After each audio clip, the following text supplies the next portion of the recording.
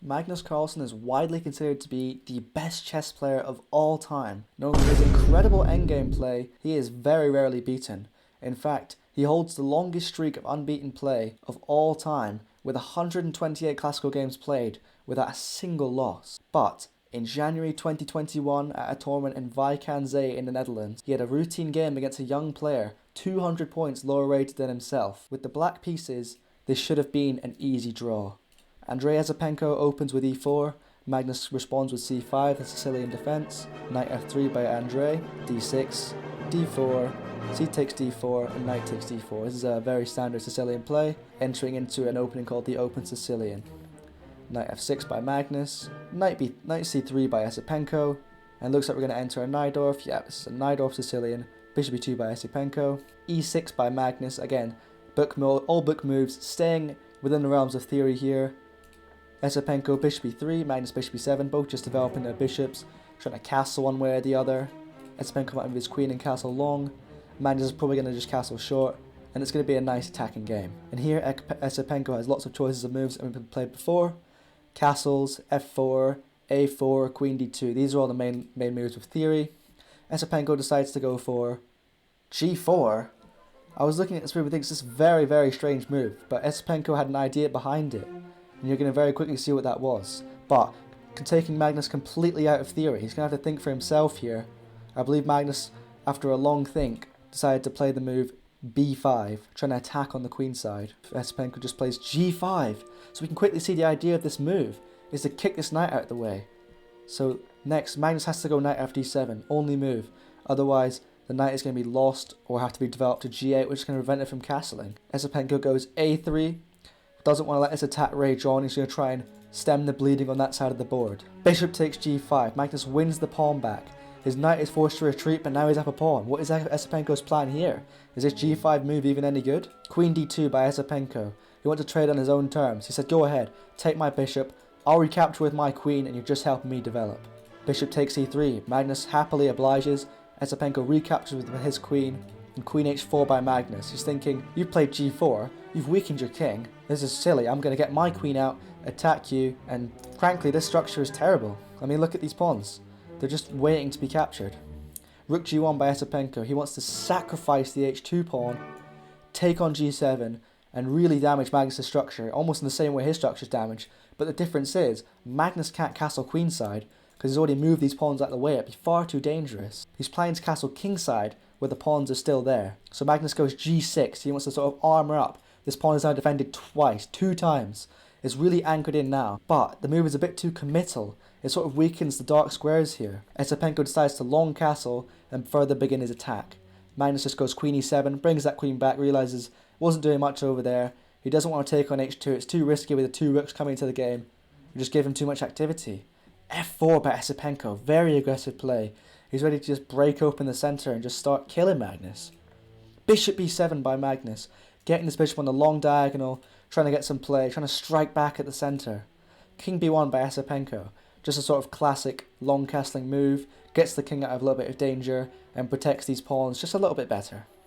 Knight c6 by Magnus, a very natural developing move, but I believe in here the engine just wanted him to castle, so interesting play. I'm not going to question the world champion though. And Esipenko replies, knight takes b5! Just a clean sacrifice of the knight. In what seemed like a dead position, he just gives away his knight for free, because after Magnus recaptures, he captures on c6, and Magnus captures on c6. He has to move queen d3, attacking the bishop, and you think, well, so what? The bishop's just going to move. Ah, the rook in the corner is also hit. So the rook is worth more than the bishop, so Magnus castles, but then Esipenko just takes the bishop. And you're thinking, well, it's even now. What's so good about this? Well, the thing is, this pawn is weak, and Magnus' attack, which he played the whole opening for, is a Sicilian space in the queenside attack. There is no queenside attack. It's all gone. So if we continue on, d5 by Magnus, just trying to get back in the game.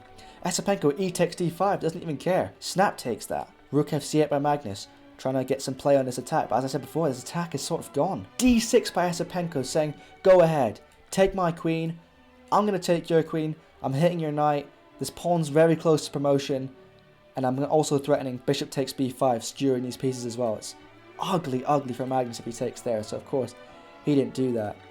Magnus decided to move his queen back to d8. But I mean, look at his position. He's getting crushed by this kid. All his pieces in the back 2 ranks. Esipenko has all this activity, and this pawn on d6, which is going to be a serious thorn in Magnus's side for a lot of moves to come. Queen takes b5. Esipenko takes the free pawn. I mean, why not? Rook cb8. Magnus is thinking, I'm going to attack here. I've got all these open lines towards your king. I'm going to open you up. Don't know who this kid thinks he is, but he's not quite Magnus Carlsen. Queen c4 by Esipenko. The engine wanted him to slide all the way back. I think still a little bit too vulnerable to attack here, I guess. Rook takes a3. Esipenko had to lose that pawn because they had to move the queen. Rather lose a pawn than a queen. Rook takes a3 there. Queen c7 by Esipenko. Double attacking these 2 pieces, but that doesn't matter. They're both defended. But the thing is, if you try and trade queens, again you have this theme of a rook being attacked, knight being attacked. If you move the rook to defend the knight, you can just take the pawn and queen. So obviously Magnus didn't do that. Magnus played queen e8, just trying to slide out the way. He doesn't want to trade queens when he's down. He knows this pawn will be too much to deal with. So Esipenko goes rook g5, a very interesting move. Rotating a rook from the other side of the board. He wants to maybe try and get it to c5, obviously if the knight moves, or just stack up behind this pawn. He's just trying to generate play, but very interesting idea here. I don't think many people would think to move the rook on the king side when all the players on the queen side. Rook a4 by Magnus. He wants to try and pressure this weak f4 pawn. Rook a5 by Esipenko. This was his idea.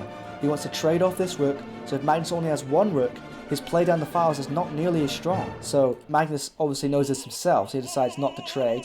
Now with both rooks teaming up on the b2 pawn. Esipenko, very calm b3 here, just says, you're going to knock at my door, I'm not going to answer.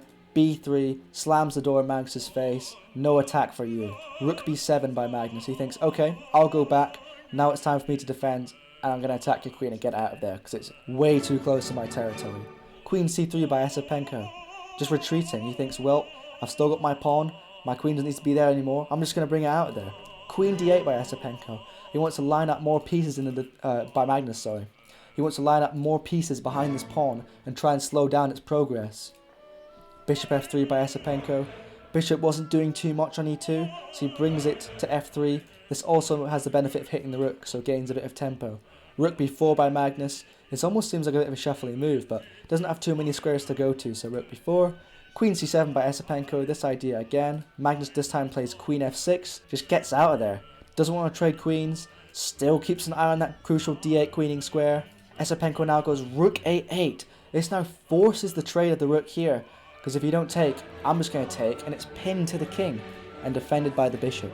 So we see Magnus takes on a8, Esipenko takes back, and queen f5 by Magnus. Trying to bring this queen in the game, trying to start an attack on the white king. So now this pawn is pinned, the c2 pawn, so the b3 pawn will be free for the taking. So of course Esipenko sees this, plus plays a quick king b2. So here Magnus decides to go rook to b5. Seems like a very strange move, but he now no longer can defend his knight. None of his pieces are even close, and he was banking on this attack breaking through. It doesn't work. Now the knight is hit, and of course you can't save the knight, because the moment you move this knight, this pawn is simply lost. So he decides to sacrifice it to gain a bit of time to hopefully try and stop this pawn.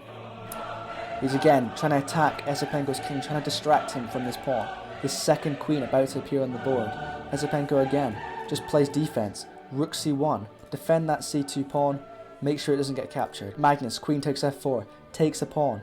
A little bit cheeky for Magnus, but I mean, the pressing issue here is this pawn, and he's just not addressing it. Queen e8 check by Esipenko. King's got to move. King g7 is forced. d7 by Esipenko. And now there is just not a single way to stop this pawn. You'd like to play rook d5. Bishop would take you. You can play queen g5, but it's not going to stop it. I'm just going to queen next move. You can take, I can take, and I'm just up a queen. Amazing play by Esipenko. Very good attacking play, and just shows the power of the passed pawn. You know, Magnus tried a lot of things on the attack, couldn't get anything started, wasn't able to stop the pawn, ultimately had no chance to win the game. I hope you guys enjoyed that video. If you've watched this far, maybe give it a like, it helps me out quite a lot, and I hope to see you guys in the next one.